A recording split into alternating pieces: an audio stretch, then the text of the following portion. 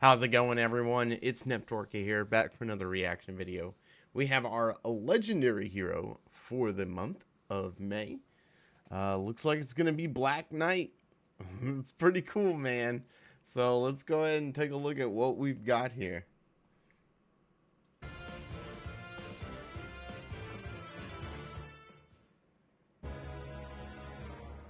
Good old music. Man, he's like one of the best villains ever in the game.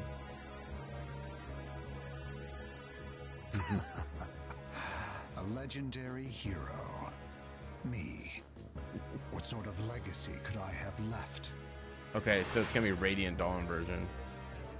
Woo-hoo-hoo. All right, let's just go ahead and do the stuff from the beginning. So we have Final Sword, accelerates special trigger at start of player phase or enemy phase. If the unit's HP is greater than or equal to 25%, grants attack, defense +6, imbue, and reflex to unit and allies within 2 spaces of the unit for 1 turn. So imbue reduces the effect of deep wounds on unit by 50% during combat.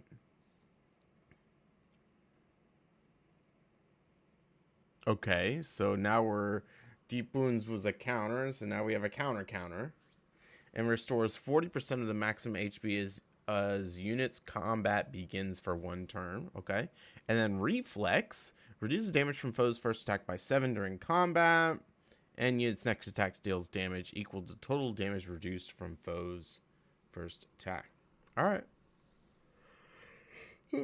We have if foe initiates combat, or if unit's HP is greater than 25% at start of combat, grants attack +X to unit, inflicts attack -X on foe. X will equal 20% of unit's defense to start of combat +6.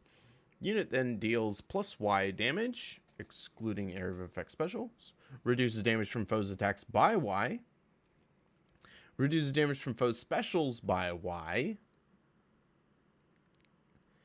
And if foe's HP is greater than or equal to 70% at start of combat, Y equals 16. Otherwise, Y equals 10. And it will neutralize deep wounds during combat. And also, when unit special triggers neutralizes foes, reduces damage by X% effects from foes' non-special skills. Okay. So I don't know what the big deal of getting imbue is when we've already got deep wounds negation here, but I guess we also get the 40% of the 140% heal in combat, so there is that. But damn, a lot of a lot of flat damage and damage reduction in this kit. It's got some help for your allies, some support capabilities. It's pretty nice. We have Pitch Dark Luna. When special triggers, boosts damage by 80% of the greater of foe's speed or defense. Neutralizes effects that prevents units counterattacks and reduces damage from attacks by 8x% during combat. X equals 50 minus the current special cooldown count times 10. But if unit special triggered during this combat, X equals 50, excluding area of effect specials. And also, if unit's defense is greater than foe's defense +5, disables units and foes' skills that change attack priority during combat. Ooh, man. This guy's going to be a really good tank. We have Distant AD Form. Unit can counterattack regardless of foe's range. If unit is within 3 spaces of an ally, grants bonus to unit's attack defense during combat equal to the number of allies within 3 spaces of unit times 3. Max 9. If unit triggers Savior, value is treated as 9. I believe we've had one of these before, just not the attack defense version. We have Counter Fighter, so this will be a new fighting skill. If foe initiates combat, is this a version, like the upgraded version of Vengeful Fighter? Let's see.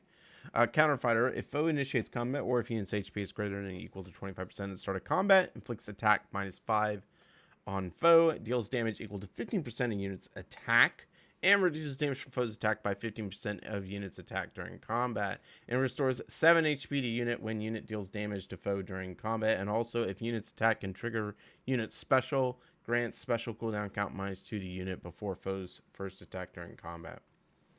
And then lastly, it's got attack defense Briar Far save. Wow. He's got 2 different sources of flat damage reduction and flat damage increase from 2 different sources. One from his attack through counterfire, and then I believe the other one through defense from his weapon. Dang. This is pretty good, man. He may jump to the top of the list in terms of best far saves out there. Hey, it's kind of hard to beat freaking Snake Lady. She's so annoying to deal with. So we'll see how much catch up he has to play, but overall solid tank. I'm not really interested in armors, as you know. I'm always bashing on them, but this is kind of crazy what he can do. Say your prayers. God, his voice is so good and everything. I love him. The damage feels like overkill. Let's see how he does. I'll cut you down. Oh, my lord. That was so much damage reduction. That was so much. Yeah, they're just gonna show him like tanking everything. I'll protect you.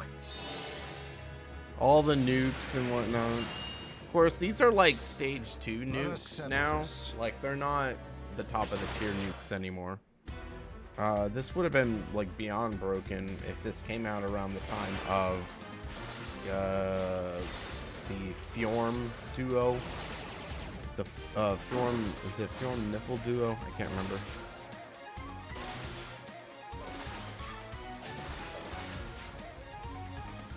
All right, let's take a look at the appearance rates.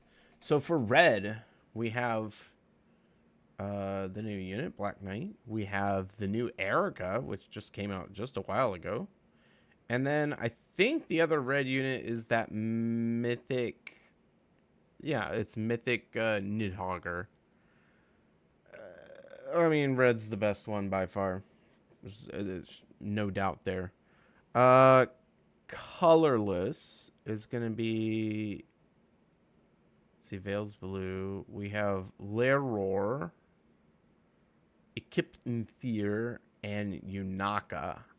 Yunaka is quite possibly the best unit of that trio there. Some might disagree with me, but she's really good. Like, she's really good.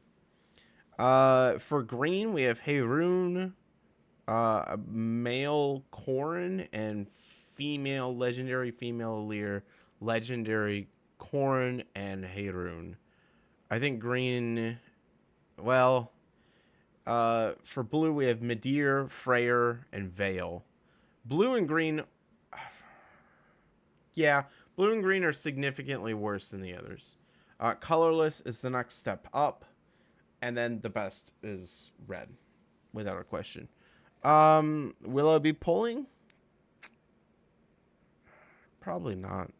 There's new stuff coming up. Swimsuits are coming up. And remember that June always brings, well, not always. Last year I think they broke tradition. So June may no longer bring a mythic hero. So we'll have to see. But usually the new heroes in June are pretty good when you compare them to the previous months. With the exception of the Fallen Heroes, which I know just happened. But, Fallen Heroes is kind of like a special banner masquerading as a new Heroes banner. So it's a little bit different. But yeah, if you like Black Knight, man, roll for it. Because if you miss him, you have 2 amazing targets to land onto. Otherwise, I'd probably skip all the others. Yunaka is a really nice grab, but honestly, I feel like everyone else, most of them have been power crept, unless you're talking about a niche like Freyr. that fills a very valuable niche. So you can easily get a red Far Savior.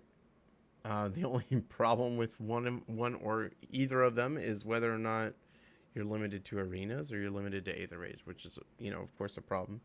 But otherwise, kind of an okay pool. It's not the best pool in terms of units. Just remember that bikinis are coming, and we're going to have a big new Heroes banner really, really soon. So that's going to be pretty much it. Sorry for all the yawning. Man, I yawn all the time, even when I'm not that tired. But yeah, this came out. Got to get it out real quick so that, I don't fall behind everyone else out there making reactions. But hope you guys enjoy this. I would say this is kind of a mid banner. I do love Black Knight. I personally am not a fan of armor, but Red Pool is definitely a go if you want to get something there.